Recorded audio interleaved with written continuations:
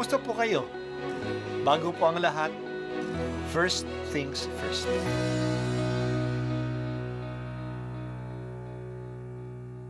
Good morning po.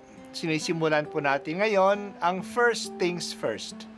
At dito po, tinatalakay natin sa unang bahagi ng umaga natin ay ang first readings na binabasa po sa banal na misa. Ito pong tinatalakay natin kasi madalas po marami na tayong alam tungkol sa gospel readings. Pero konti po ang nagsasalita sa first readings. Pero ang first readings, bahagi din po yan ng Biblia, ng banal na kasulatan.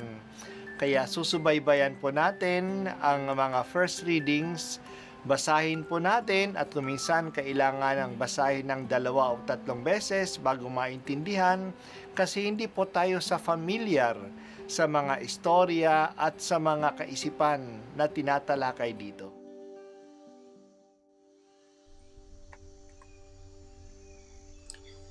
Ang pagbasa mula sa unang sulat ni Apostol San Pablo sa mga taga-Korinto, mga kapatid, nakarating sa akin ang di mapag-alinlangang balita na napakasama ng ginawa ng isa sa inyo. Kinakasama niya ang asawa ng kanyang ama.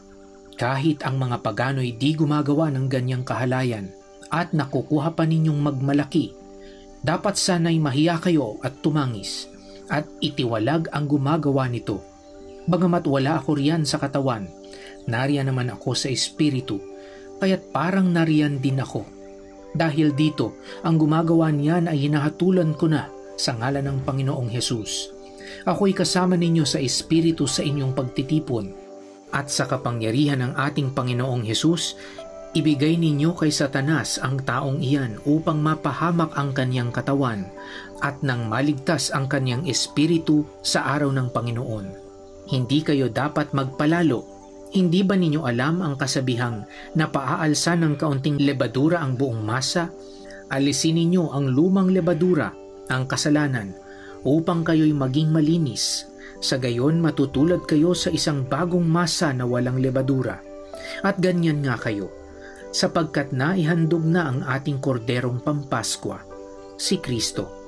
Kaya't ipagdiwang natin ang Paskwa, ngunit hindi sa pamamagitan ng tinapay na may lumang lebadura ng kasamaan at kahalayan, kundi sa pamamagitan ng tinapay na walang lebadura, sa gisag ng kalinisan at katapatan. Ang salita ng Diyos. Salamat sa Diyos. Ang issue na tinutukoy ni Pablo sa pagbasa natin ay angkop sa ating panahon. Hanggang saan o hanggang kailan ba ang tolerance natin sa mga taong masasama?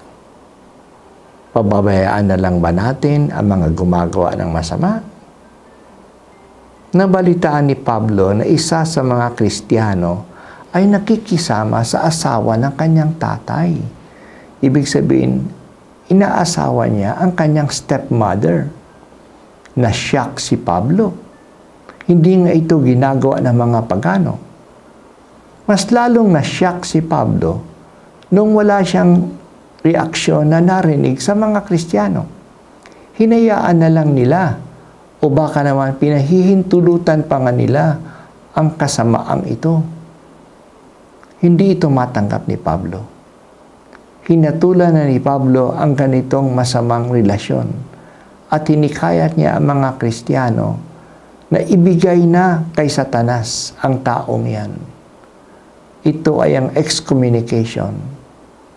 Itiwalag na sa community. Ito ay paraan upang maligtas siya. Sa pagtitiwalag sa kanya, sana matanto niya ang kasamaan na kanyang ginawa at makapagbalik loob siya at sa gayon maligtas siya sa pagdating ng araw ng Panginoon. Ang excommunication ay hindi pagpatapon na isang tao sa impyerno. Ang Diyos lang ang makakagawa niyan. Ito ay ang pagtiwalag sa makasalanan upang makabalik sana siya sa pagbabagong buhay at maligtas.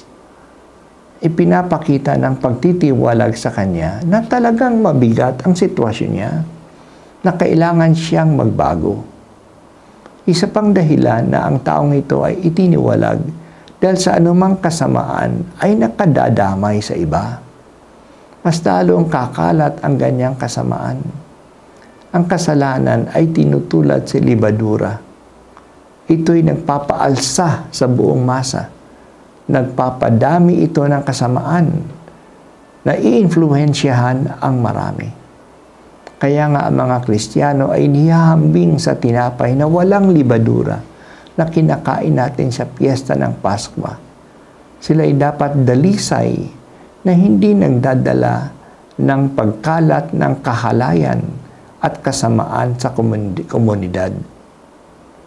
Sa ating panahon, isang value na pinanindigan ng mga tao ay ang paggalang sa bawat isa. Tolerance. Ginagalang natin ang desisyon ng bawat isa. Pero kung ang desisyon ng isang tao ay mali, hahayaan na lang ba natin siya? Dapat mag-react tayo sa mga maling desisyon upang malaman ng lahat na ito ay mali at huwag nang gayahin. Hindi naman natin mapipilit ang tao kung iyan ang kanyang desisyon. Pero may sanction tayong gagawin sa kanya. Pananagutin natin siya. Siguro dahil sa sanction na ito, para sa iba iyan ay parusa, kusala namang magbabago ang gumagawa ng masama. Nung sinalakay ng Russia ang Ukraine, hindi lang nanahimik ang Europa at ang buong mundo. Nag-react ang buong mundo. May mga sanction sa Russia. Pinahirapan sila upang ipaalam na hindi tama kanilang ginagawa at sinisira nilang kaayusan ng mundo. Minsan, ang dahilan ng katahimikan sa harap ng kasamaan ay dala ng takot. Natatakot tayong mag-react o dala din ng kapabayaan. Anything goes. Hayaan na lang natin. Hindi dapat. Talagang kakalat ang kasamaan kung hindi natin ito pinupuna. Kaya ang Diyos ay nagpapadala ng mga propeta upang ipahalam kahit na sa mga hari na masama ang kanilang ginagawa. Ayaw ito ng Diyos at ito'y nagdadala ng masamang consequences sa mga gumagawa nito. Bigyan po ninyo kami, Panginoon, ng karunungan na malaman ang mali sa tama at ang tamang pagtutuwid sa gumagawa ng masama.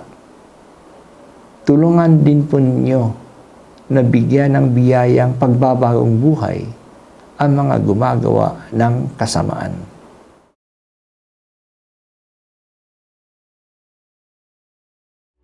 At ako po ay si Bishop Broderick Pabilio dito sa First Things First.